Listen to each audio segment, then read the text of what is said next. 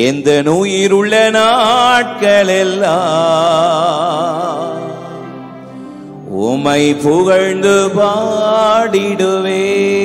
அவரை பாடுவதற்கு எண்ணற்ற காரணங்கள் வேதம் சொல்கிறது. நாம் நிர்மூலமாகாதிருப்பது அவருடைய கிருபைதானே, நாம் நிற்பது அவருடைய கிருபைதானே. எந்த உயிருள்ள நாட்களெல்லாம்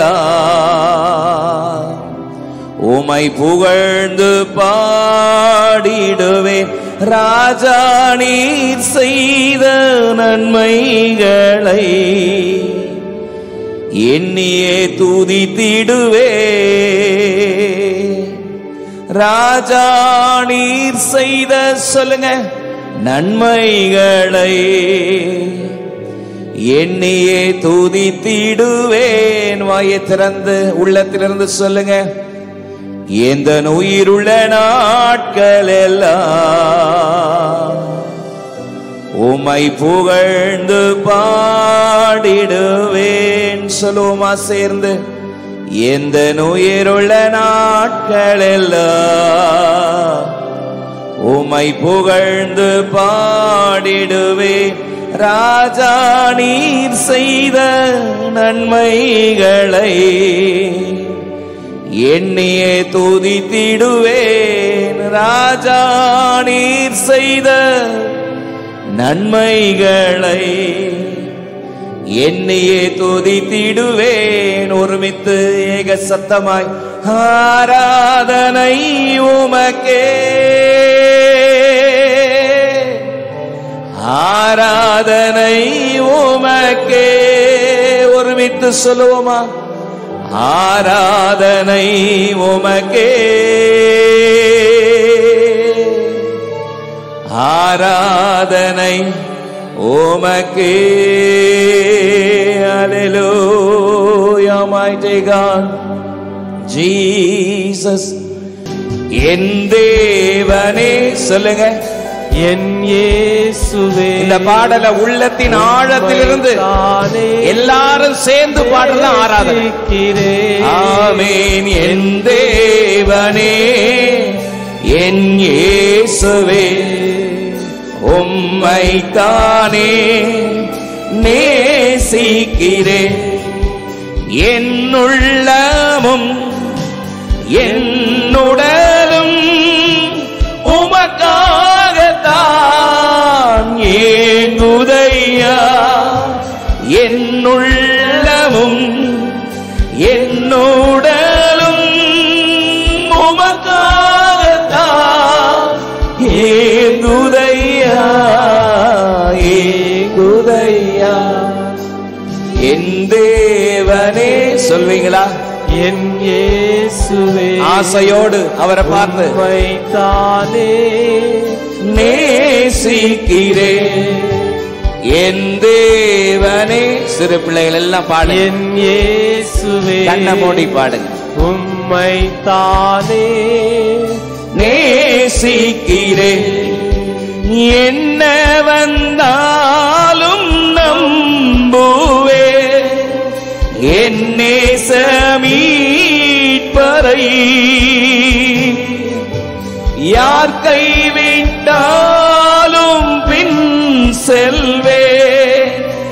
எனது இயேசுவை அகல ஆழ உயரமா எவ்வளவு அன்பு கூர்ந்தா.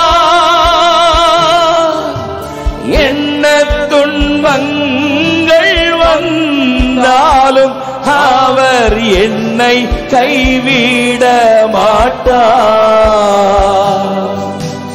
என்ன துன்பங்கள் வந்தாலும் அவர் என்னை கைவிட மாட்டார். சேர்ந்து சொல்லுவோமா? காக்கும் வல்ல மீட்பர் உண்டனக்கு, உண்டனக்கு, உண்டனக்கு. காக்கும் வல்ல மீட்பர் உண்டனக்கு காத்திடுவார் என்றுமே. காத்திடுவார். சேர்ந்து என்றுமே ஆராதனை ஆராதனை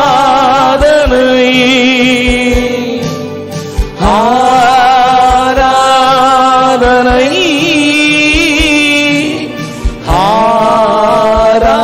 ஆராதனை என் நண்பர் இயேசுவுக்கு,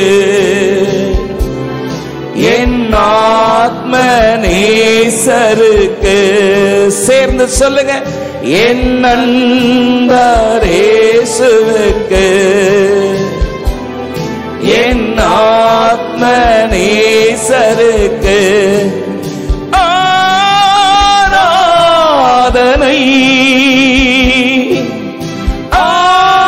ஆராதனை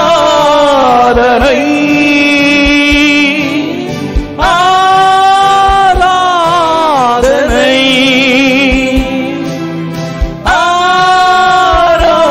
ஆராதனை. அல்லேலூயா அல்லேலூயா ஆராதனை உமக்கே. அல்லேலூயா அல்லேலூயா ஆராதனை உமக்கே. அல்லேலூயா அல்லேலூயா ஆராதனை உமக்கே. ஆமென். தேவனுடைய பிரசன்னம், தேவனுடைய மகிமையை உணர்ந்து அல்லேலூயா அல்லேலூயா ஆராதனை உமக்கே. அல்லேலூயா. mighty God, தேவ சமூகத்தை நோக்கி பார்த்து அல்லேலூயா அல்லேலூயா ஆராதனை உமக்கே. அல்லேலூயா mighty God. இந்த காலை வேளையில பலவிதமான நெருக்கங்கள், மனசஞ்சலங்கள், மனக்குழப்பங்களோடு ஒருவேளை இந்த கால வேளையில நீங்கள் நின்று கொண்டிருக்கலாம். ஆனாலும் கர்த்தர் எனக்கு பதில் கொடுப்பார், கர்த்தர் எனக்கு செவி கொடுப்பார் என்று அவரை நம்பி, அவரை விசுவாசித்து அவருடைய சமூகத்திலே ஆராதித்துக் கொண்டிருக்கிற உங்க வாழ்க்கையில ஆண்டவர் ஒரு அற்புதத்தை செய்யும்படியாக அவருடைய கரம் இன்றைக்கு உங்கள் மேல் இறங்கி இருக்கிறது. கர்த்தருடைய கரம் உங்கள் மேல் இறங்கி இருக்கிறது. நெருக்கத்திலிருந்து கர்த்தரை நோக்கி கூப்பிட்டேன், அவர் என்னை கேட்டருளி விசாலமான இடத்தில் வைத்தார். ஆமென். I have called the Lord in my distress time. Lord answered my prayer. Amen. Hallelujah. இந்த காலை வேளையில அவருக்கு உகர்ந்த ஒரு வாழ்க்கை வாழ, அவருக்கு பிரியமான ஒரு வாழ்க்கை வாழ வலது கரத்தை உயர்த்தி கண்களை மூடி எல்லாரும் உமக்கு பிரியமானதை செய்ய எனக்கு போதித்தருளும் என்று சங்கீதக்காரன் கேட்கிறானே. Lord, teach us, Lord, to please to do for the good things of God. Let me walk in your path, of Father. Amen. உம்முடைய பாதையில் நடக்கிற கிருபையை தருவீராக, உமக்கு பிரியமாய் வாழ கிருபை தருவீராக. இந்த காலை வேளையிலே கர்த்தருடைய கிருபை இந்த வருடத்தினுடைய கடைசியில் வந்து நின்று கொண்டிருக்கிறோம். இதுவரைக்கும் நம்மை காத்தவர் இனிமேலும் காக்க வல்லமை உள்ளவராயிருக்கிறார். ஆமென். இந்த தேவன் என்றென்றைக்கும் உள்ள சதா காலங்களில் நம்முடைய தேவன் மரண பரியந்த நம்மை நடத்துவார். சோர்ந்து போகாதே, கலங்கி நிற்காதே. உன்னுடைய பலவீனத்திலே இதுவரைக்கும் கர்த்தருடைய கரம் உன்னை தாங்கவில்லையா? இதுவரைக்கும் தாங்கின கரம் இன்னும் உன்னை தேற்றும், இன்னும் உன்னை தாங்கும். ஆமென். கர்த்தரால் கூடாத காரியம் ஒன்றுமில்லை. கர்த்தருடைய மகிமை இம்மட்டு நாமத்தில் அசைவாடி கொண்டிருக்கிறபடியால் நல்ல உற்சாகமாய் கரங்களை தட்டி கர்த்தருடைய நாமத்தை கனப்படுத்துவோம்.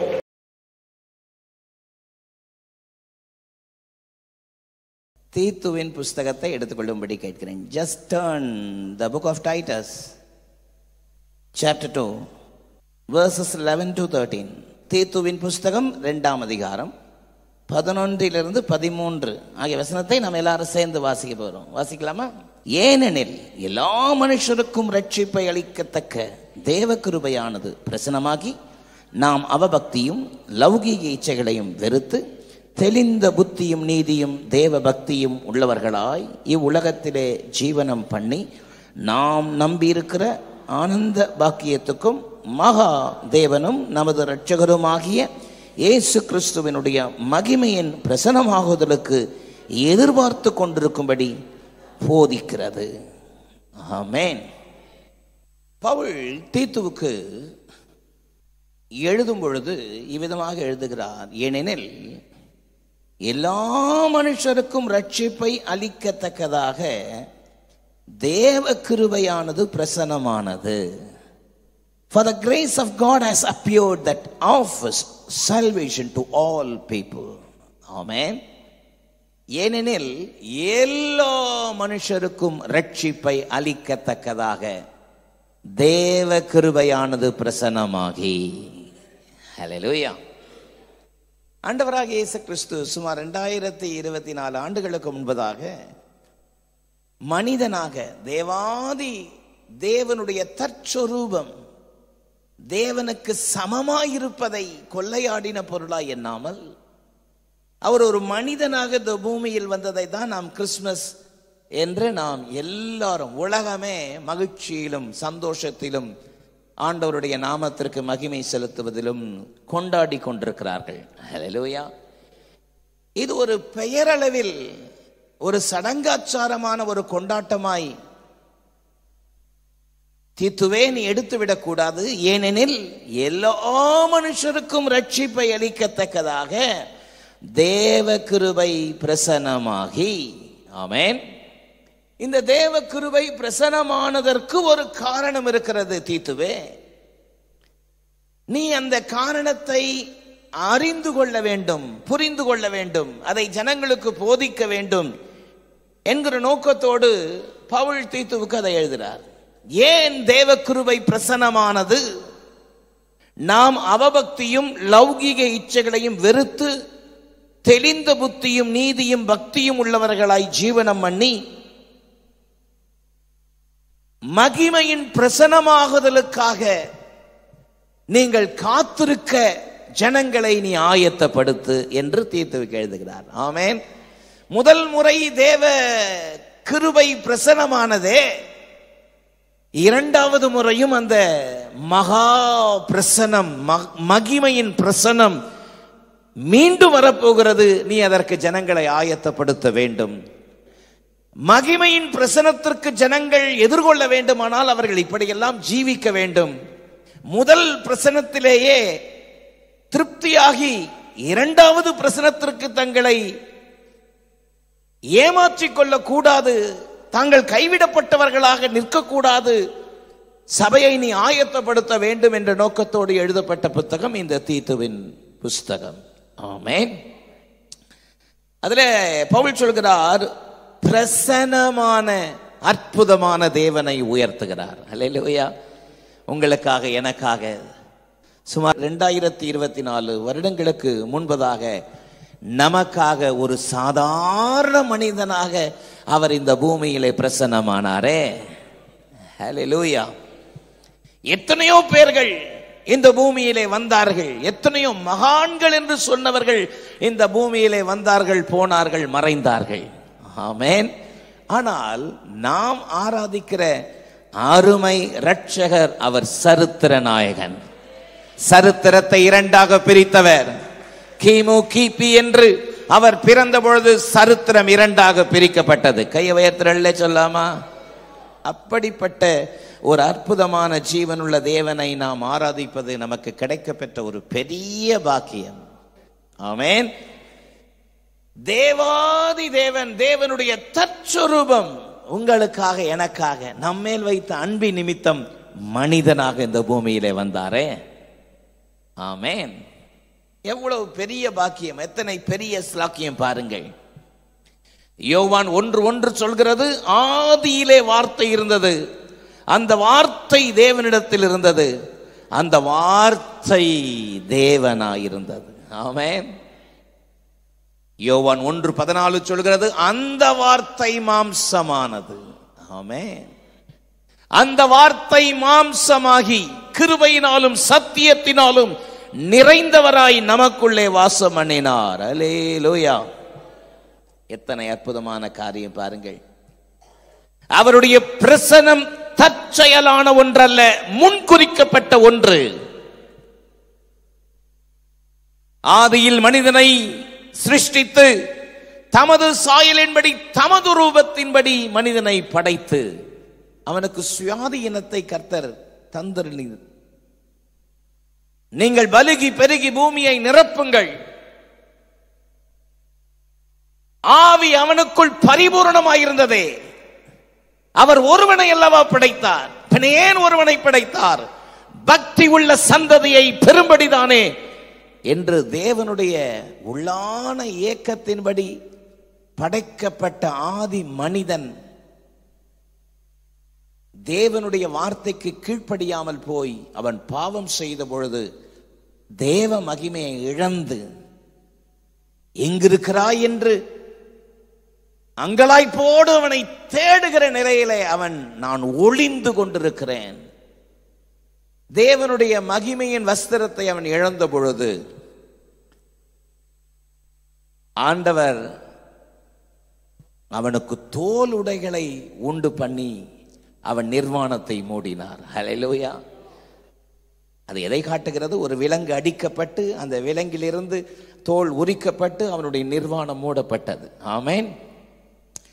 மனிதனுடைய பாவத்தினுடைய பிராயச்சித்தத்தை நிறைவேற்றும்படியான நிழலாட்டத்தை துவக்கத்திலேயே நாம் அங்கு பார்க்கிறோம். ஆமென்.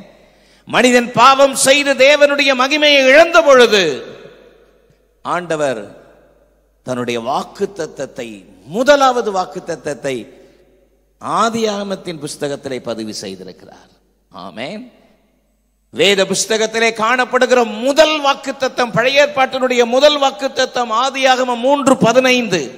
உனக்கும் ஸ்திரீக்கும் உன் வித்துக்கும் அவள் வித்துக்கும் பகையை உண்டாக்குவேன், அவர் உன் தலையை நசுக்குவார், நீ அவர் குதிங்காலை நசுக்குவாய். ஆமென். I will put enmity between you and the women, and between your offspring and her will crush your head, and you will strike his heel. ஆண்டவர் கொடுத்த முதல் வாக்குத்தத்தம், அவர் உன் தலையை நசுக்குவார். சத்தமா ஆமென் சொல்லலாமா?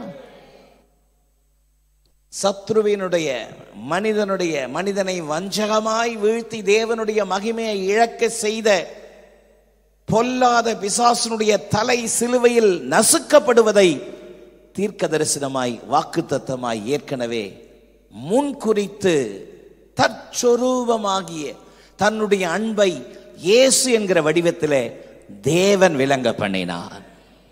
ஆமென். ஆண்டவராக இயேசு கிறிஸ்து மனிதனாக இந்த பூமியில் பிறப்பதற்கு முன்பதாக, பல 100 ஆண்டுகளுக்கு முன்பதாக ஏசாயா தீர்க்கதரிசி மூலமாக உரைக்கப்பட்ட வார்த்தை ஏசாயா 9:6, நமக்கு ஒரு பாலகன் பிறந்தார், நமக்கு ஒரு குமாரன் கொடுக்கப்பட்டார், கர்த்தத்துவம் அவர் தோளின் மேல் இருக்கும், அவர் நாமம் அதிசயமானவர், ஆலோசனை கர்த்தர், வல்லமையுள்ள தேவன், நித்திய பிதா, சமாதான பிரபு எனப்படும் என்று ஆண்டவருடைய அற்புதமான கிருபைகளை நாம் காண முடிகிறது. ஆமென். இதை தீத்துவுக்கு பவுல் ஆலோசனையாக சொல்லி, நீ ஜனங்களுக்கு போதிப்பாயாக, ஏனெனில் எல்லா மனுஷருக்கும் ரட்சிப்பை அளிக்கத்தக்கதாக தேவ கிருபையானது பிரசன்னமாகி. ஆமென். நாம் இப்படிதான் ஜீவனம் பண்ண வேண்டும் என்று அவர் விரும்புகிறார். நாம் இப்படி ஜீவனம் பண்ணினால்தான் நமக்காக முதலாவது பிரசனமானவர் மீண்டுமாக மகிமையின் பிரசனமாகி அவர் வரப்போகிறார். அல்லேலூயா. சபை அவருடைய மகிமையின் பிரசனத்திற்கு ஆயத்தப்பட வேண்டுமானால் இப்படிதான் ஜீவனம் பண்ண வேண்டும் என்கிற கட்டளைகளை சபைக்கு சொல்லி என்று தீத்துவுக்கு பவுல் சொல்கிறார். ஆமென். அதைத்தான் இந்த வேத வசனத்திலே நான் வாசிக்க கேட்டோம். ஆமீன் சொல்லலாமா?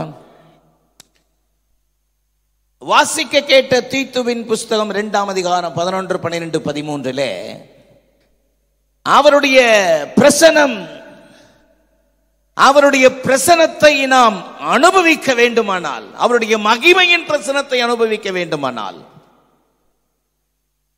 எல்லா மனுஷரும் ரட்சிக்கப்பட வேண்டும்.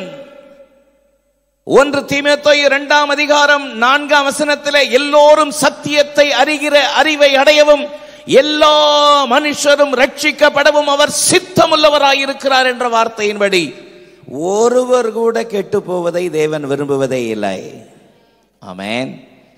2 பேதுரு 3:9 அப்படிதான் சொல்கிறது. தாமதிக்கிறார் என்று சிலர் எண்ணுகிறபடி கர்த்தர் தம்முடைய வாக்குத்தத்தத்தை குறித்து தாமதமாயிராமல் எல்லோரும் ஒருவரும் கெட்டு போகாமல் எல்லோரும் மனம் திரும்ப வேண்டும் என்று விரும்பி நம்மேல் நீடிய பொறுமையுள்ளவராயிருக்கிறார்.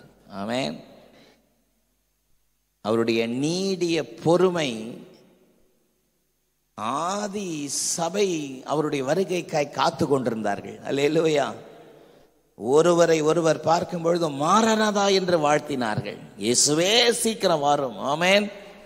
ஒருவேளை நாம் நினைக்கலாம், சீக்கிரம் வருவேன் சொன்னவர் 2000 ஆண்டுகள் கடந்து விட்டது, எப்பொழுது வருவார்? இன்றைக்கும் சபை அவருடைய வருகைக்காக ஆவலோடு காத்திருக்க வேண்டும். அவருடைய வருகைக்காக விழிப்போடு காத்திருக்க வேண்டும். அவருடைய மகிமையின் பிரசன்னமாவதிலே கைவிடப்படக்கூடாது என்பதற்காக அவர் நீடிய பொறுமை உள்ளவராயிருக்கிறார். ஆமென். தேவ பிள்ளைகள் சபை இப்படி ஜீவனம் பண்ணினால் மகிமையின் பிரசன்னத்திற்குள் நுழைய முடியும் என்பதை பவுல் தீத்துவுக்கு ஆலோசனையாக எழுதும் பொழுது நீ சபைக்கு சொல்லு என்று சொல்கிறார். அதுல 3 காரியத்தை சொல்கிறார். நம்பர் 1, நாம் எப்படி ஜீவனம் பண்ண வேண்டும்? வெறுத்து ஜீவனம் பண்ண வேண்டும். சொல்லுங்க, இந்த உலகத்தை வெறுத்து. ஆமென். ஒருவன் என்னை பின்பற்றி வர விரும்பினால், ஆமென், இயேசுவை பின்பற்றுவது என்பது கட்டாயம் அல்ல, அவர்களிடத்தில் கொடுக்கப்பட்ட சுயாதீனம். ஆமென். ஒருவன் என்னை பின்பற்றி வர விரும்பினால் தன்னைத்தானே வெறுத்து. ஆமென். நம்பர் 1, வெறுத்து ஜீவனம் பண்ண. நாம் எதற்காக அழைக்கப்பட்டிருக்கிறோம்? நம்பர் 1, வெறுத்து ஜீவனம் பண்ண. நம்பர் 2, தெளிந்த புத்தியோடு ஜீவனம் பண்ண. என்ன புத்தியோடு? தெளிந்த புத்தியோடு ஜீவனம் பண்ண. 3வது, மகிமையை எதிர்பார்த்து ஜீவனம் பண்ண. ஆமென். சொல்லுங்க, எதற்காக அழைக்கப்படுகிறோம்? மகிமையை எதிர்பார்த்து. ஒரு விசுவாசி அவருடைய வருகையின் மேல் ஆவல் உள்ளவர்களாய் காணப்பட வேண்டும். அவருடைய வருகைக்காக ஆவலாய் காத்திருக்கிறவர்களாக இருக்க வேண்டும். அவருடைய வருகையை அறிக்கை செய்கிறவர்களாக இருக்க வேண்டும். அதுதான் உண்மையான விசுவாசிக்கு அடையாளம். ஆமென். பவுல் தீத்துவுக்கு சொல்ற 3 ஆலோசனை இந்த காலவேளையிலே சபைக்கு சொல்லும்படி ஏவப்பட்டபடியினால் நான் உங்களுக்கு சொல்லும்படி விரும்புகிறேன். அதிலே நான் வாசித்த வேத பகுதியிலே எல்லா மனுஷருக்கும் ரட்சிப்பை அளிக்கத்தக்கதாக தேவ கிருபை பிரசன்னமாகி அப்படி சொல்லிட்டு 2வது வசனத்துல விசுவாசிகள் உலகத்தை வெறுத்து ஜீவனம் பண்ண அழைக்கப்படுகிறோம். ஆமென். உலகத்தை வெறுத்து. சத்தமா சொல்லுங்க. விசுவாசின்னா அதுதான் அடையாளம். விசுவாசி என்ற வார்த்தையினுடைய பதம் செப்பரேஷன். பரிசுத்தம் என்கிற வார்த்தையினுடைய அர்த்தம் செப்பரேஷன். நாம் பிரித்தெடுக்கப்பட்டிருக்கிறோம் என்பதை மறந்துவிடக்கூடாது.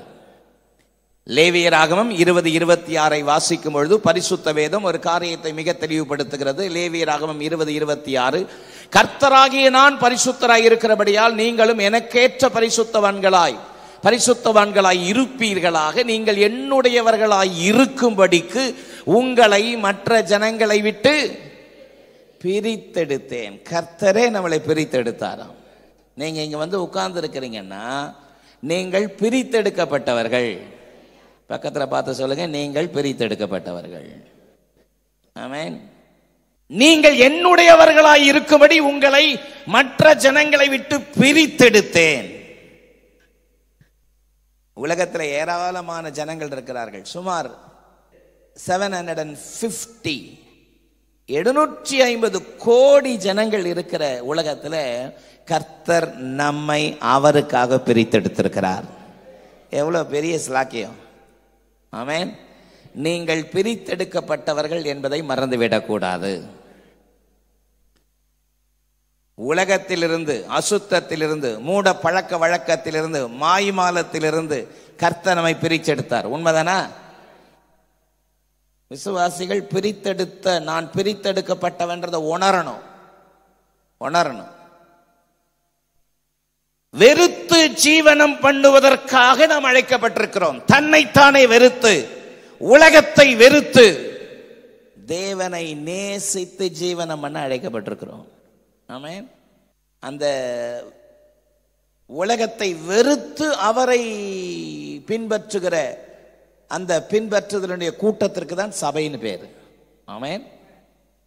சமபூமியில நிக்காத, பின்னிட்டு பார்க்காத, ஓடிப்போ, உனக்கு ஒரு கிரேஸ் டைம் கொடுக்கிறேன்னு ஒரு லோத்து குடும்பத்திற்கு கொடுக்கப்பட்டது. ஆமென். ஆமென் சொல்லுங்க. ஓடுறாங்க, வேகமா ஓடுறாங்க. லோத்தின் மனைவியோ பின்னிட்டு பார்த்து ஒப்புத்தூணானாள். ஆமென் சொல்லாம பல ஆயிரம் ஆண்டுகள் ஆன பிறகு இயேசு கிறிஸ்து இந்த பூமியில மனுஷனாக ஊழியம் செய்த பொழுது அதை கோட் பண்ணி காமிக்கிறாரு. லோத்தின் மனைவியை நினைத்துக் கொள்ளுங்கள். சத்தமா இல்லை சொல்லுங்க, சத்தமா சொல்லுங்க. இந்த வசனத்தினுடைய அர்த்தத்தை புரிஞ்சுக்கணும். ஆமென். ஒருத்தர் புதுசா சபையில் வந்து உட்கார்ந்துருந்தார். பாஸ்டர் புதுசாக வந்தவங்களாம் எழுந்து நில்லுங்கன்னா எழுந்து நின்னாங்க.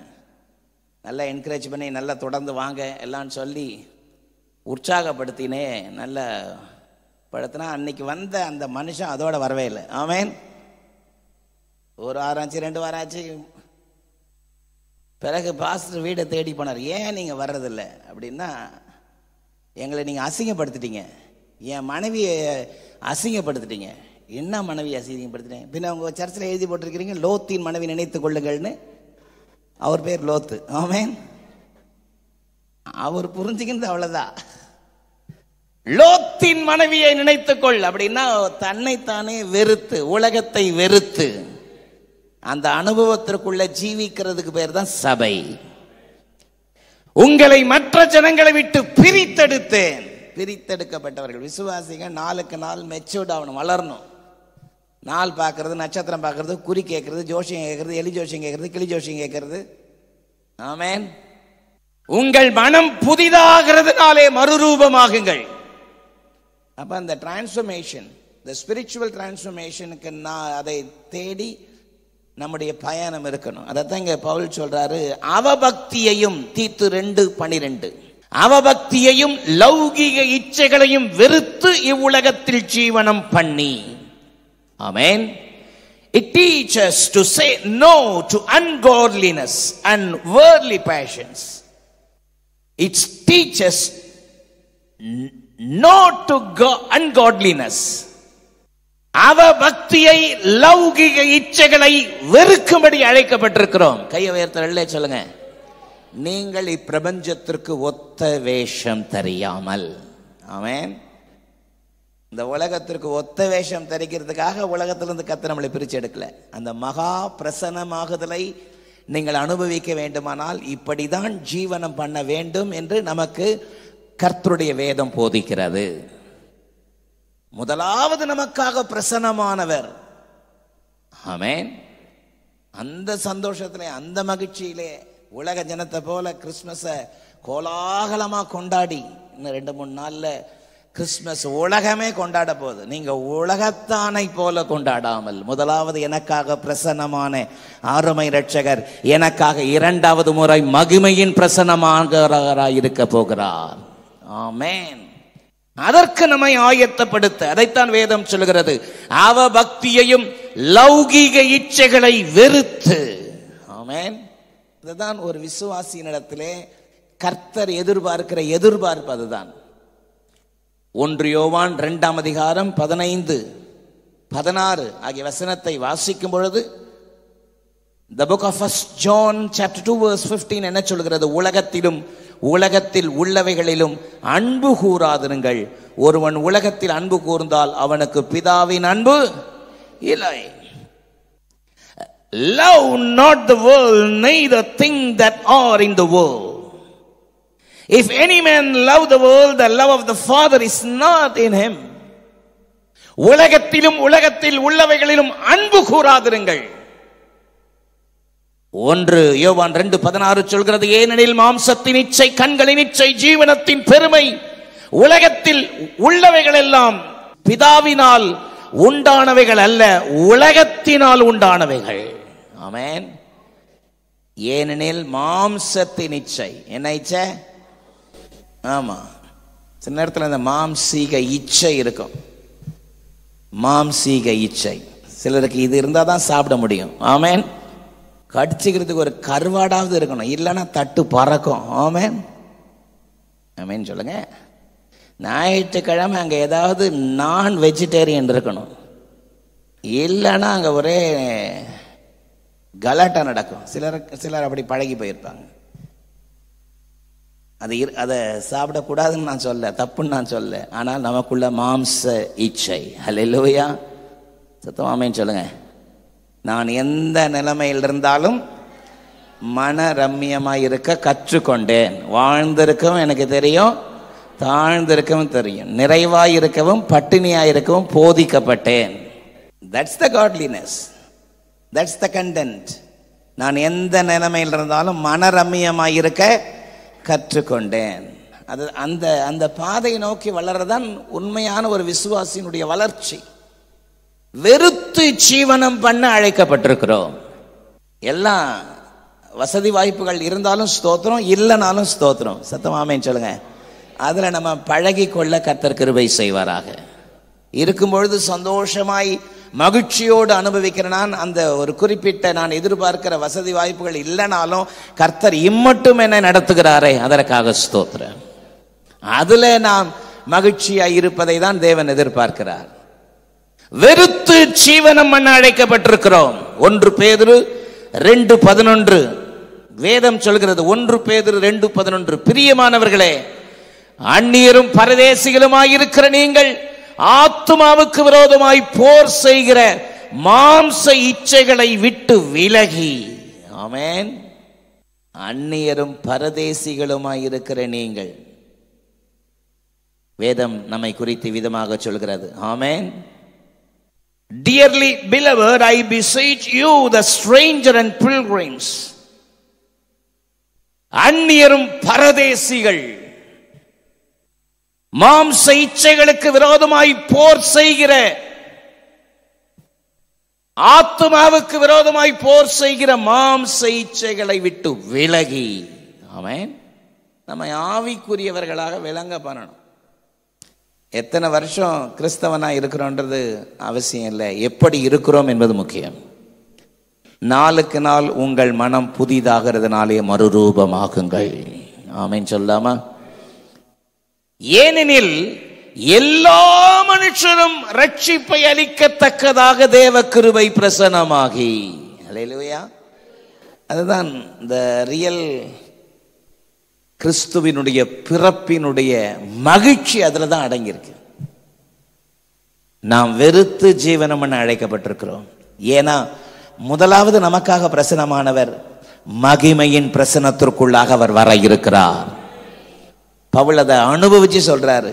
இது முதல் நீதியின் கிரீடம் எனக்காக வைக்கப்பட்டிருக்கிறது. எனக்கு மாத்திரமல்ல, அவருடைய பிரசன்னமாகுதலை விரும்புகிற யாவருக்கும் அதை தந்தருளுவார். ஆமென் சொல்லுங்க. ஹல்லேலூயா. அற்புதமான தேவனுடைய கிருபை. நல்ல ஒரு பெரிய கரகோஷம் கொடுக்கலாமே. ஆமென். ஜீசஸ், ஆண்டவருடைய அற்புதமான கிருபைக்காக நன்றி. ஆமென். ஆண்டவராகிய ஜீவனுள்ள தேவன், மகிமை பொருந்திய தேவன் ஜீசஸ். எவ்வளவு வேதனை பாருங்க. ஜீசஸ். நல்லதோர் போராட்டம் போராடுவோம், விசுவாசம் காத்து கொள்வோம். நல்லதோர் போராட்டம் போராடுவோம், விசுவாசம் காத்து கொள்வோம். நீதியின் கிரீடம் நமக்கு உண்டு, நேசர் வருகையில் தந்திடுவார். நீதியின் கிரீடம் நமக்கு உண்டு, நேசர் வருகையில் தந்திடுவார், என் நேசர் வருகையில் தந்திடுவார். கலங்கிடவே வேண்டாம், கலங்கிடவே வேண்டாம், கலங்கிடவே வேண்டாம், கலங்கிடவே வேண்டாம். நம் இயேசு கைவிட மாட்டார், நம் இயேசு கைவிட. நல்ல கையை தட்டி உங்கள் துக்கம் சந்தோஷமாய் மாறும், உங்கள் கவலைகள் கண்ணீர் எல்லாம் மறைந்துவிடும். கலங்காதே மகனே, கலங்காதே மகளே, கலங்காதே மகனே, கலங்காதே மகளே. நல்ல ஒரு பெரிய கரகோஷம் கொடுங்களேன் பார்ப்போம். ஜீசஸ், ஆமென், ஹல்லேலூயா. ஆண்டவருடைய வார்த்தை அப்படிதான் சொல்கிறது பாருங்கள். இந்த எல்லா மனுஷருக்கும் ரட்சிப்பை அளிக்கத்தக்கதாக தேவ கிருபை பிரசன்னமாகி. எத்தனை அற்புதம்! பிலிப்பியர் 2ஆம் அதிகாரத்தில் அவருடைய அன்பு எப்படி வெளிப்பட்டது? 6ஆம் வசனம் சொல்கிறது, அவர் தேவனுடைய ரூபமாயிருந்தும் தேவனுக்கு சமமாயிருப்பதை கொள்ளையாடின பொருளை எண்ணாமல் தம்மை தாமே வெறுமையாக்கி அடிமையின் ரூபம் எடுத்து மனுஷ சாயலானார். மனுஷ ரூபமாய் காணப்பட்ட மரண பரியந்தம், அதாவது சிலுவையின் மரண பரியந்தம் கீழ்ப்படிந்தவராகி தம்மை தாமே தாழ்த்தினார். ஆதலால் தேவன் எல்லாவற்றுக்கும் மேலாக உயர்த்தி இயேசு என்கிற நாமத்தை கனப்படுத்தினார். அல்லேலூயா! எத்தனை ஆச்சரியம், எத்தனை அற்புதம்! ஆண்டவருடைய நல்ல நாமம் மகிமைப்படுவதாக. லௌகீக இச்சைகளை வெறுத்து, ஆமென், கிறிஸ்துவின் தாழ்மையை தரித்து இயேசுவின் அன்பை வெளிப்படுத்தி ஜீவனம் பண்ண அழைக்கப்பட்டிருக்கிறோம். அந்த இயேசு, அந்த பிதாவினுடைய அன்பு நிகரற்ற அன்பு. யோவான் 3:16, அவரை தந்தருளி இவ்வளவாய். அந்த அன்புக்கு அளவே இல்லை, இவ்வளவாய். ஆமென், எவ்வளவாய்? இவ்வளவாய். பேதுரு 3:16 சொல்லப்பட்டிருக்கிற அந்த அன்புக்கு அளவே இல்லை. யோவான் 3:16 மட்டுமல்ல, 1 யோவான் 3:16 அதைத்தான் சொல்கிறது. அவர் தம்முடைய ஜீவனை நமக்காக கொடுத்ததினாலே அன்பு இன்னதென்று அறிந்திருக்கிறோம். ஆமென், அன்பு இன்னதென்று அறிந்திருக்கிறோம். வெறுத்து ஜீவனம் பண்ண அழைக்கப்பட்டிருக்கிறோம். எதற்காக அழைக்கப்பட்டிருக்கிறோம்? பக்கத்தில் பார்த்து சொல்லுங்க, எதற்கு அழைக்கப்பட்டிருக்கிறோம்? வெறுத்து ஜீவனம் பண்ண. அதுதான் பாஸ்டர், நான் ஒருத்தரை நேசிக்கிறதுல எல்லாரையும் வெறுத்து ஜீவனம் பண்றேன்றீங்களா? அந்த வெறுத்து அல்ல, தன்னைத்தானே வெறுத்து, உலகத்தை வெறுத்து, பொல்லாத பிசாசுடைய இச்சைகளை வெறுத்து. ஆமென். நம்பர் 2, இரண்டாவது, தெளிந்த புத்தியோடு ஜீவனம் பண்ண அழைக்கப்படுகிறோம். தீத்து 2:12 அதை சொல்கிறது. தெளிந்த புத்தியோடும் நீதியோடும் தேவ பக்தியோடும் உள்ளவர்களாய் இவ்வுலகத்தில் ஜீவனம் பண்ணி. ஆமென். தேவனுடைய பிள்ளைகள் எப்படி ஜீவனம் பண்ண வேண்டும்? எப்படி வேணாலும் ஜீவனம் பண்ணலாம் என்பது கிறிஸ்தவ வாழ்க்கையில. இப்படி ஜீவனம் பண்ணு என்று கர்த்தர் நமக்கு வார்த்தை கொடுத்திருக்கிறார். வெறுத்து ஜீவனம் பண்ணி மாத்திரமல்ல, தெளிந்த புத்தியோடு ஜீவனம் பண்ணி. தெளிந்த புத்தியும் நீதியும் தேவ பக்தி உள்ளவர்களாய் ஜீவனம் பண்ணி. ஹல்லேலூயா! தெளிந்த புத்தி, செல்ஃப் கண்ட்ரோல். ஆமென். 2 தீமோத்தேயு 1:7 சொல்கிறது, தேவன் நமக்கு பயமுள்ள ஆவியை கொடாமல் அன்பும் பலனும் தெளிந்த புத்தி உள்ள ஆவியை கொடுத்திருக்கிறார். அதனால தேவனுடைய பிள்ளைகள் தெளிந்த புத்தி உள்ளவர்களா இருக்கணும். ஆமென் சொல்லுங்க. விசுவாசிகள் தெளிந்த புத்தி உள்ளவங்களா இருக்கணும். எனக்கு எல்லாம் தெரியும்னு அதன பிரசங்கித்தனமா இருக்கக்கூடாது. சில பிள்ளைங்க பார்த்தீங்கன்னா அம்மா அப்பாவுக்கே புத்தி சொல்லுவாங்க. சில ஆட்கள் பார்த்தீங்கன்னா விசுவாசிகள் பாஸ்டருக்கே புத்தி சொல்ற மாதிரி நிற்பாங்க. ஆமென். அப்படின்னா புத்தி சொல்லக்கூடாதுன்னா சொல்லணும். நான் சொல்றது அதன பிரசங்கித்தனம். ஆமென் சொல்லுங்க. சில ஆட்கள் இருக்கிறாங்க, இப்படி வந்தேன் உங்களை பார்த்துட்டு போலான்னு வந்தேன், முட்டி போட்டு ஜோம் மட்டும் போறேன்னு. ஆமென். எனக்கு ஒரு டிரைவர் இருக்கிறார், நல்ல பையன். ஆனால் அவர் கொஞ்சம் அதன பிரசங்கித்தனமாக பேசுவார். ஒரு நாள் விசிட்டிங் போயிருந்தேன். அப்போ விசிட்டிங் நின்ன இடத்துல ஒரு நெல்லி மரம் இருந்துச்சு, பெரிய நெல்லிக்காய் இல்லை. அப்போ நான் சொன்னேன், டே அது ஒரு நெல்லிக்காய் பறித்து வைடா, நான் விசிட்டிங் போயிட்டு வரேன், வந்து கொஞ்சம் சாப்பிட்டுட்டே போகலான்னு நினைக்கிறேன் அப்படின்னு சொல்லிட்டு வண்டியை விட்டு அவன் போய் விசிட்டிங்லாம் போயிட்டு வந்து வண்டி கிளம்பிச்சு. கொஞ்சம் தூரம் போனால் நெல்லிக்காய்ங்கடான்னு கேட்டேன். அந்த ஒரு காலி கிரவுண்டு காம்பவுண்டு போட்டு அதுலேருந்து ஒரு மரம், அந்த மரம் வந்து ரோட்டில் தொங்கின்னு கிடக்குது நிறையா நெல்லிக்காவோட. அது யாருக்கும் தெரியாது. அப்போ அவர் சொல்கிறார், பாஸ்டர் திருடுறது தப்பு இல்லை, என்னத்தை சொல்ல, அதனால தான் பாஸ்டர் நான் எடுக்கல அப்படிதான். தெளிந்த புத்தி உள்ளவர்களாய் ஜீவனம் பண்ணி. ஆமென். 1 பேதுரு 5:8 சொல்லுகிறது, தெளிந்த புத்தி உள்ளவர்களாயிருங்கள், விழித்திருங்கள், ஏனெனில் உங்கள் எதிராளியாகிய பிசாசானவன் கர்ஜிக்கிற சிங்கத்தை போல எவனை விழுங்கலாமோ என்று வகை தேடி சுற்றி தெரிஞ்சுக்கிட்டே இருப்பான். ஆமென்.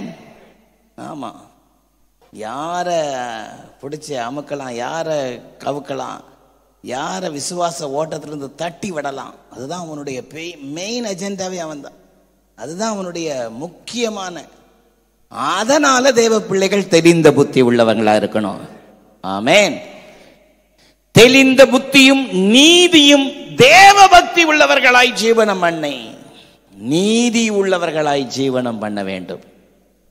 1 கொரிந்தியர் 1:31, அவரே தேவனால் நமக்கு ஞானமும் நீதியும் பரிசுத்தமும் மீட்புமானார். ஆமென்.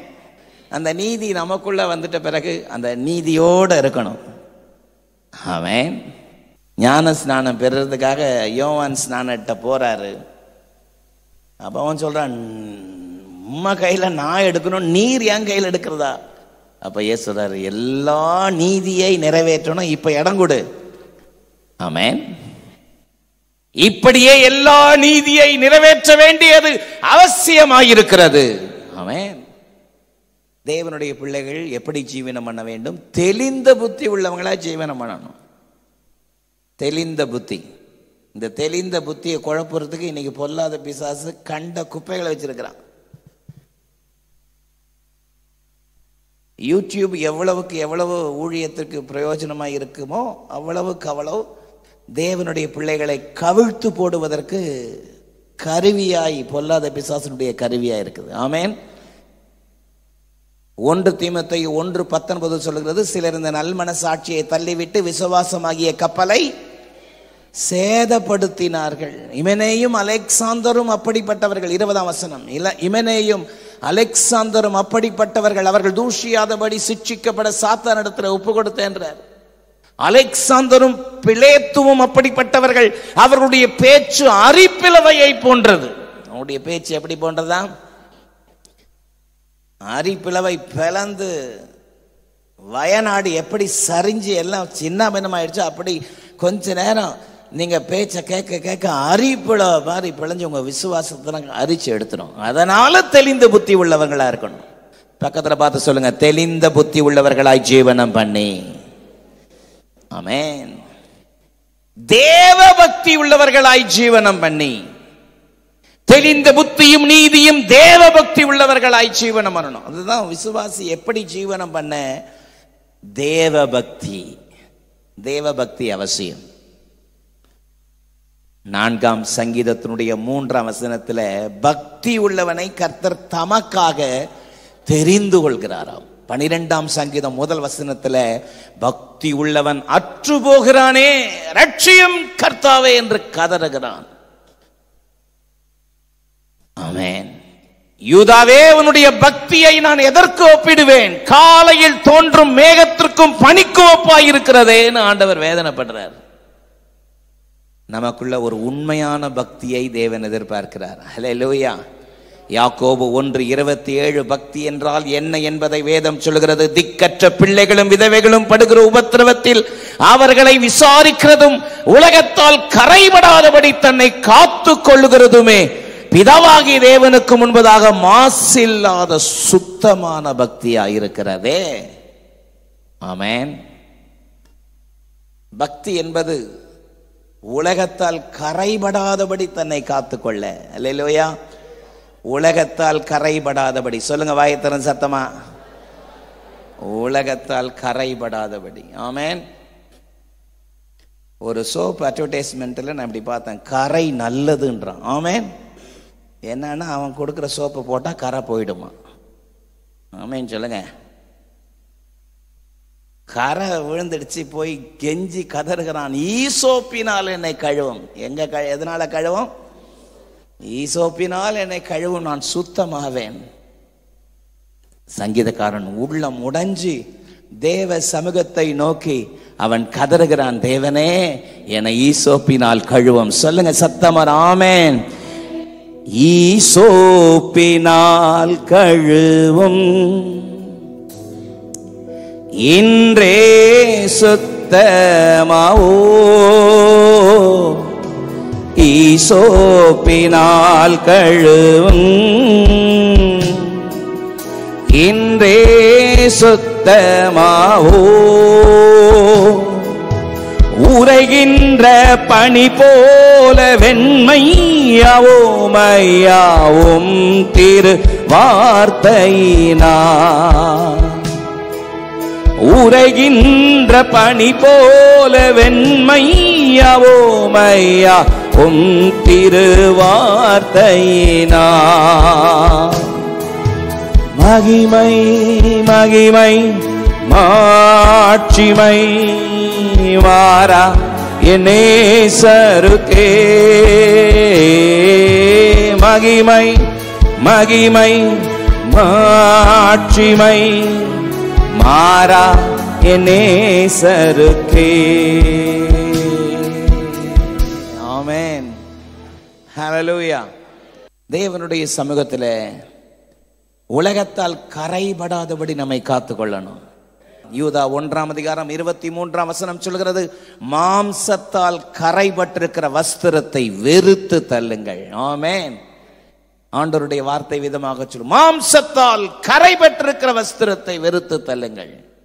தேவனுடைய பிள்ளைகள் நம்முடைய வாழ்க்கையில உலகத்தால் கரைபடாதபடி, திக்கற்ற பிள்ளைகளும் விதவைகளும் படுகிற உபத்திரவத்திலே விசாரிப்பதுதான் பக்தி உள்ள வாழ்க்கை. சத்தமாமேன்னு சொல்லாம, திக்கற்ற பிள்ளைகளும் விதவைகளும் படுகிற உபத்திரவத்திலையும் விசாரிக்கணும், அவர்களை அரவணைக்கணும். அது மட்டும் பக்தி இல்லை, உலகத்தால் கரைபடாதபடி காத்து கொள்கிறதும் பக்தி.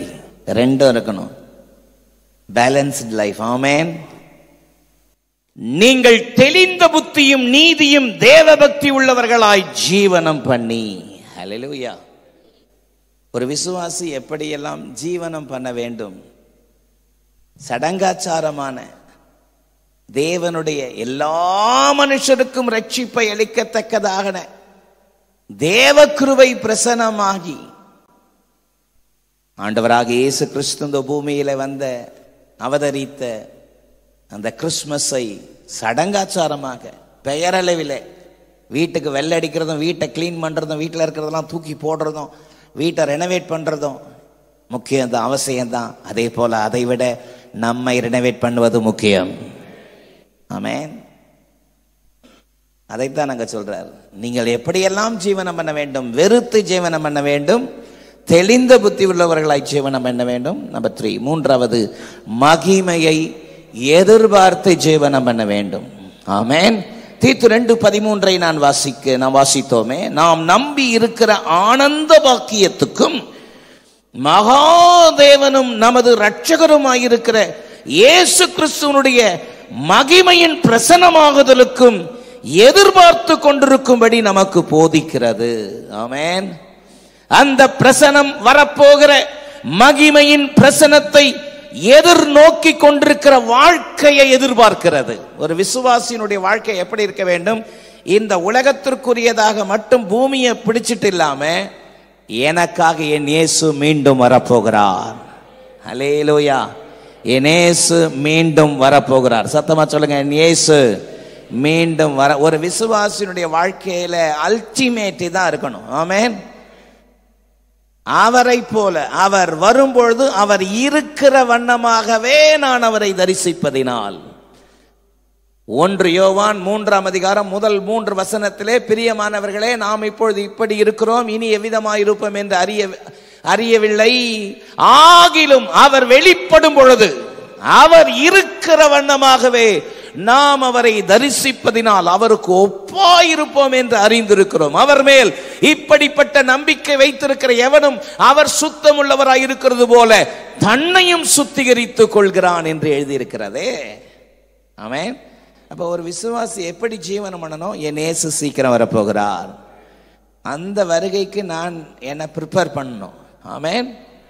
என்னை ஆயத்தப்படுத்தணும். எப்படி வேணாலும் வாழலான்றது விசுவாச வாழ்க்கை இல்லை. எப்படி வேணாலும் தாறுமாறா வாழலாமா? எரேமியா தீர்க்கதரிசி மூலமா சொல்றாரு, நீ தாறுமாறாய் ஓடுகிற பெண் ஒட்டகன்றார். ஆமென்.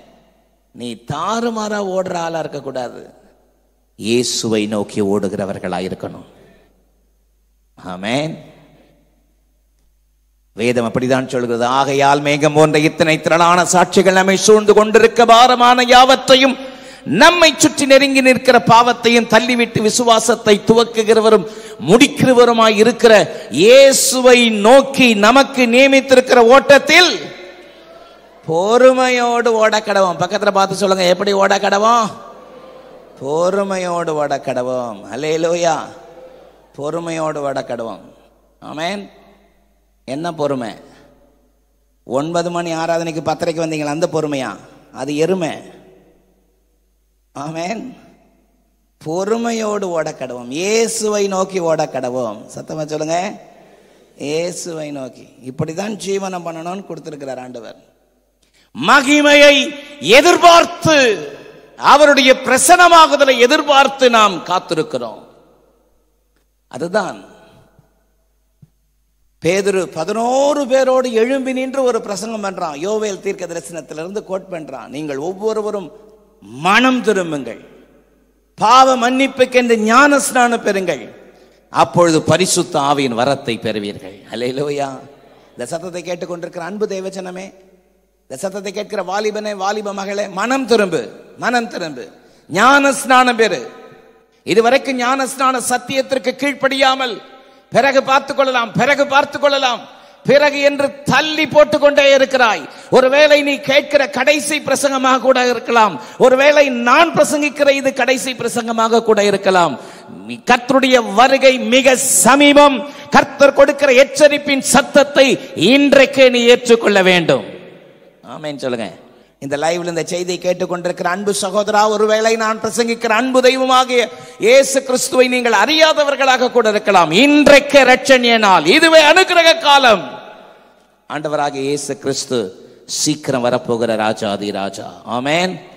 முதன்முறையாக இரட்சகராக பிரசன்னமானவர் மீண்டுமாக பிரசன்னமாக போகிறார். இந்த முறை உலகத்தை நியாயம் தீர்க்கிற நியாயாதிபதியாக பிரசன்னமாக போகிறார். ஆமென். அதைத்தான் வெளிப்படுத்தல் 1:7 சொல்கிறது. இதோ மேகங்களுடனே வருகிறார், கண்கள் யாவும் அவரை காணும், அவரை குத்தினவர்களும் அவரை காண்பார்கள், பூமியின் கோத்திரத்தார் எல்லோரும் அவரை கண்டு புலம்புவார்கள். அப்படியே ஆகும். ஆமென். ஆமென். வெளிப்படுத்தல் 3:20 இதோ வாசற்படியில் நின்று கதவை தட்டுகிறேன், ஒருவன் என் சத்தத்தை கேட்டு கதவை திறந்தால் நான் உள்ளே பிரவேசித்து அவனோடு போஜனம் பண்ணுவேன். ஆமென். Behold, I stand and knock the door. Behold, I stand at the door and knock. If anyone hears my sound, open the door, I will enter in. யாரையும் ஃபோர்ஸ் பண்ணி கட்டாயப்படுத்தி தன்னுடைய அன்பை கொடுக்கிறவர் அல்ல. நம்ம வருந்தி அழைக்கணும். ஆமென் சொல்லுங்க. வருந்தி அழைக்கும் பொழுதுதான் உள்ள வருவார். மார்க் அது ரொம்ப அழகா எழுதுறார். அப்புறம் போகிறவர் போல காண்பித்தாராம். ஆமென் சொல்லுங்க.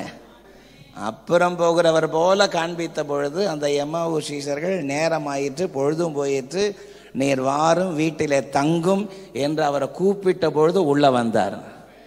கூப்பிட்டா உள்ள வருவார். ஆமென்.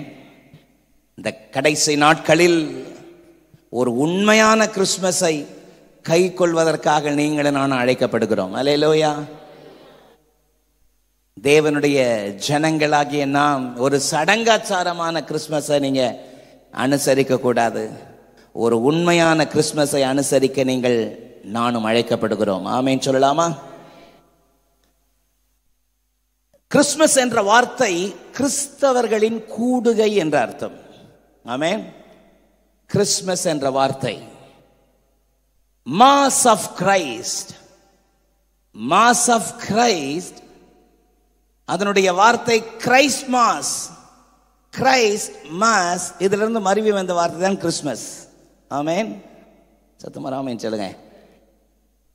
ஆண்டவராகிய இயேசு கிறிஸ்து டிசம்பர் 25 பிறந்தார் என்பதற்கு வேத புஸ்தகமும் நமக்கு அதை சொல்லவில்லை, அதற்குரிய சான்றுகளும் இல்லை. ஆனால் இயேசு பிறந்தார் என்பது உண்மை.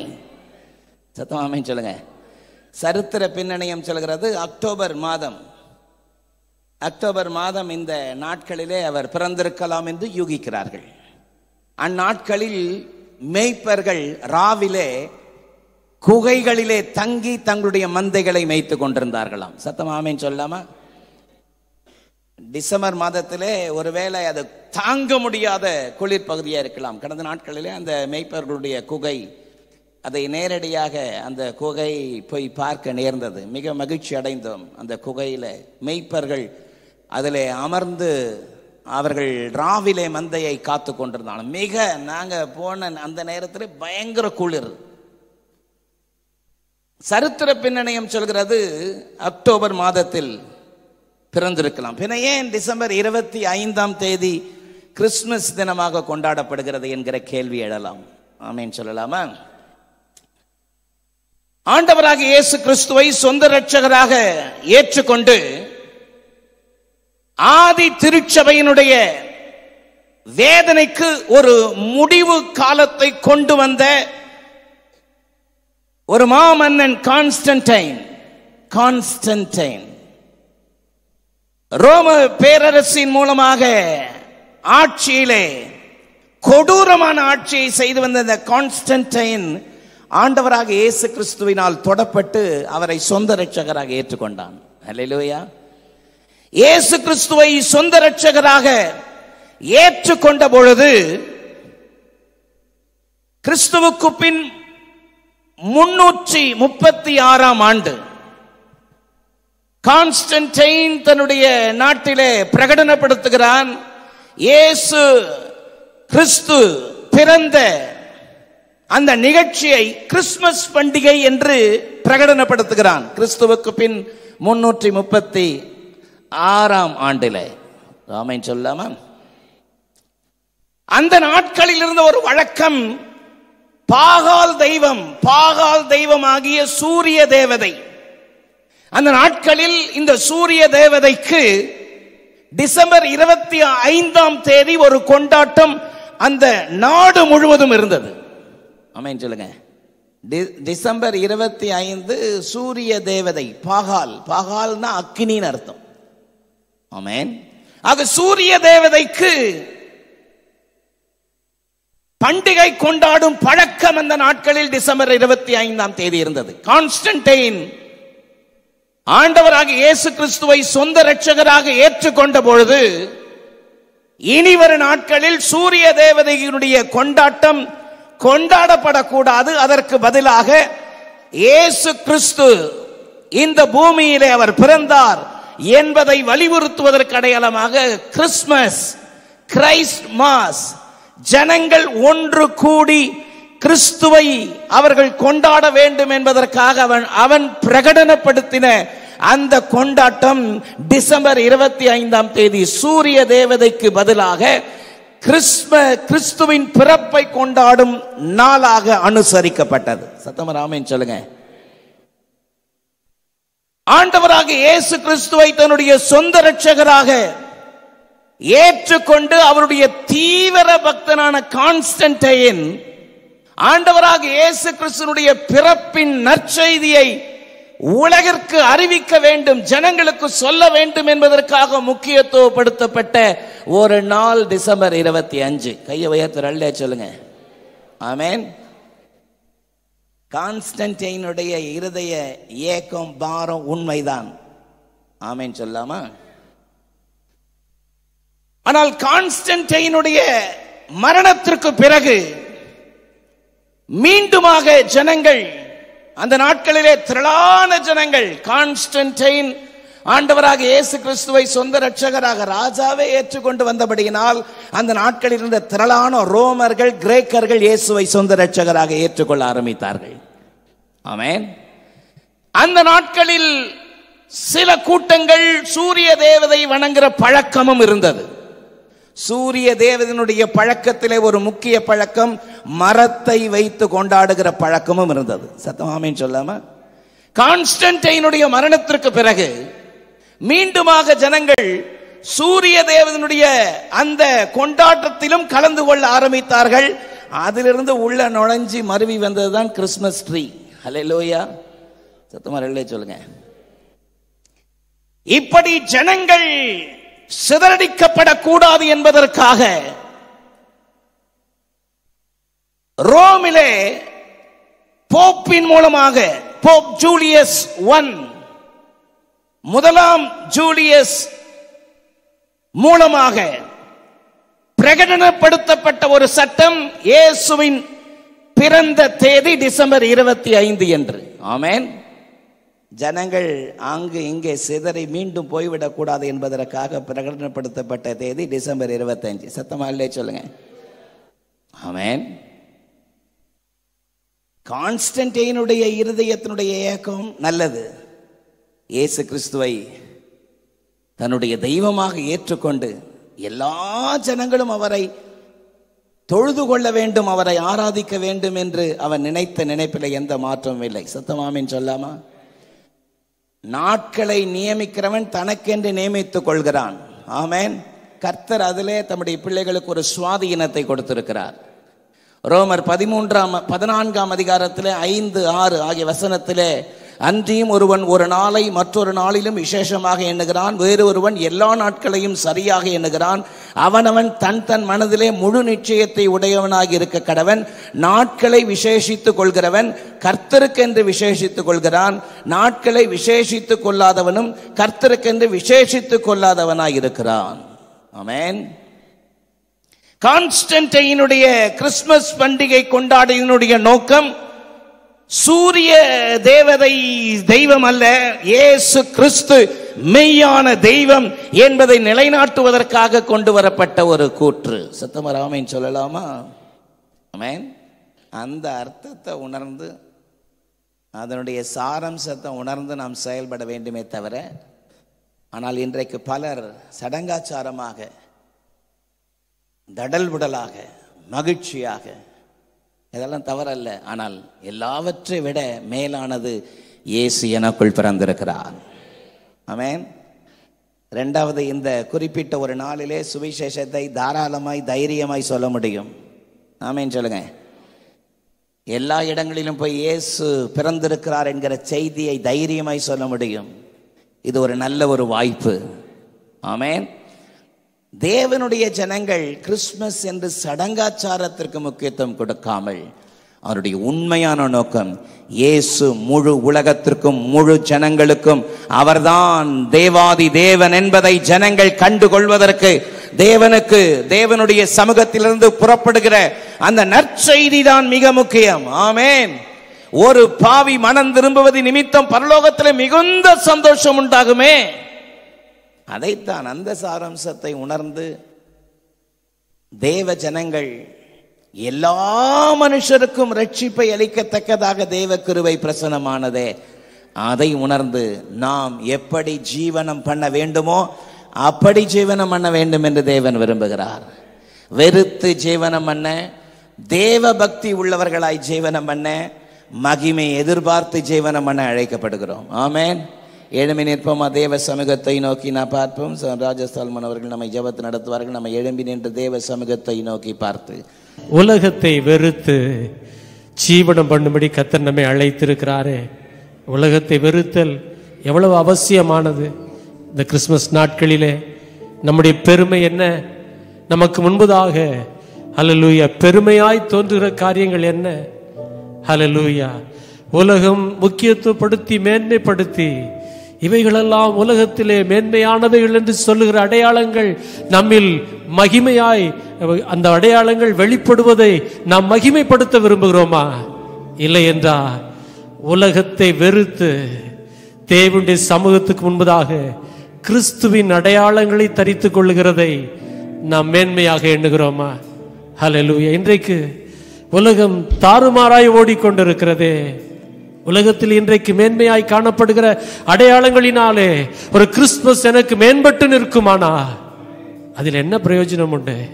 கிறிஸ்து மேன்மைப்பட வேண்டுமே. ஆண்டவரே, உலகத்தை வெறுத்து ஜீவனம் பண்ணுகிற ஒரு கிருபையை தாங்கப்பா. தெளிந்த புத்தி உள்ளவர்களாக ஜீவனம் பண்ண கர்த்தர் நம்மை அழைத்திருக்கிறாரே. தெளிந்த புத்தி. ஹல்லேலூயா. அவருடைய ஹல்லேலூயா அச்சு அடையாளங்கள் நமக்குள்ளே பெருகத்தக்கதாக, ஹல்லேலூயா, தேவாதி தேவனுடைய கிருபையின் ஹல்லேலூயா அடையாளங்கள் நம்மில் பெருகத்தக்கதாக, எல்லாவற்றுக்கும் மேலாக எபேசியர் 1:17, 18, 19 சொல்லப்பட்ட வார்த்தைகளின்படி திறந்த பிரகாசம் உள்ள மனக்கண்கள் நமக்குள்ளே பெருகி இருக்கிறதா? அந்த ஜீவனத்தை கர்த்தர் நம்மிடத்தில் எதிர்பார்க்கிறாரே. மகிமையை வெளிப்படுத்துகிற எஸ் லார்ட், நாம் இப்பொழுது இருக்கிற வண்ணமாய் அல்ல, அவர் வரும்போது அவர் இருக்கிற வண்ணமாய் நாம் இருப்போம். ஹல்லேலூயா. Praise the lord. கொலோசியர் 3:10 இதைத்தானே சொல்லுகிறது. ஹல்லேலூயா. தன்னை சிருஷ்டித்தவருடைய சாயலுக்கு ஒப்பான பூரண அறிவடையும்படி புதிதாக்கப்பட்ட புதிய மனிதனை தரித்து கொண்டிருக்கிறீர்களே. Yes lord. இந்த கிறிஸ்துமஸ் நாட்கள் உண்மையாய் உலகத்தை வெறுத்து ஜீவனம் பண்ணுகிற, ஹல்லேலூயா, தெளிந்த புத்தியோடு ஜீவனம் பண்ணுகிற, மகிமையை ஏற்று நடக்கிற ஜீவனம் பண்ணுகிற ஒரு கிறிஸ்துமஸ் நாட்களாய் இருக்க எங்களுக்கு உதவி செய்யுங்கப்பா என்று சொல்லி தேவ சமூகத்தில் ஒரு நிமிஷம் நம்ம அர்ப்பணிக்கலாமா? பரலோகத்தின் தேவனே, உடைய பாதத்தில் எங்களை தாழ்த்துகிறோம் அப்பா. உலகத்தை வெறுத்து நிற்கிற, கிறிஸ்துவின் அச்சடையாளங்கள் மேம்பட்டு நிற்கிற, ஹல்லேலூயா, உலகத்தை ஆண்டவரே உமக்கு ஸ்தோத்திரம் பின்னாக தள்ளுகிற ஒரு கிருபையை தாங்கப்பா. தெளிந்த புத்தி உள்ளவர்களாக ஜீவிக்கிற ஒரு கிருபையை தாங்கப்பா. மகிமையை ஆண்டவரை வெளிப்படுத்துகிற ஒரு ஜீவனத்தை தாங்கப்பா. ஆண்டவரே, இந்த நாளிலும் எங்களை உம்முடைய சமூகத்தில் தாழ்த்தி அர்ப்பணிக்கிறோம். கிருபை தாங்கட்டும். இயேசு கிறிஸ்துவின் நாமத்தில் ஜெபிக்கிறோம் நல்ல பிதாவே. ஆமென். ஆமென். சேர்ந்து சொல்வோம். என் ஆத்துமாவே கர்த்தரை ஸ்தோத்திரி, என் முழு உள்ளமே அவருடைய பரிசுத்த நாமத்தை ஸ்தோத்திரி. என் ஆத்துமாவே கர்த்தரை ஸ்தோத்திரி, கர்த்தர் செய்த சகல உபகாரங்களை மறவாதே. ஆமென். சீயோன் ஏஜி திருச்சபையின் ஆராதனை நேரங்கள்: முதல் ஆராதனை ஞாயிறு காலை 6:30 மணிக்கு, இரண்டாவது ஆராதனை ஞாயிறு காலை 9 மணிக்கு, மூன்றாம் ஆராதனை மற்றும் வாலிபருக்கான ஆராதனை காலை 11:15 மணிக்கு, மாலை ஆராதனை 6:30 மணிக்கும், சிறுவர் ஆராதனை ஞாயிறு காலை 7:30 மணிக்கும் மற்றும் 10:30 மணிக்கும் நடைபெறுகிறது. இவ் ஆராதனைகளில் பங்கு பெற்று இறையாசியை பெற்று மகிழுங்கள். நீங்கள் தொடர்பு கொள்ள வேண்டிய முகவரி: ரெவரண்ட் பி. சுதாகர் சாமுவேல், தலைமை போதகர், சீயோன் ஏஜி திருச்சபை, எண் 8, புத்தர் தெரு, காமராஜபுரம். செல்போன் 9382117257 மற்றும் 9381117257.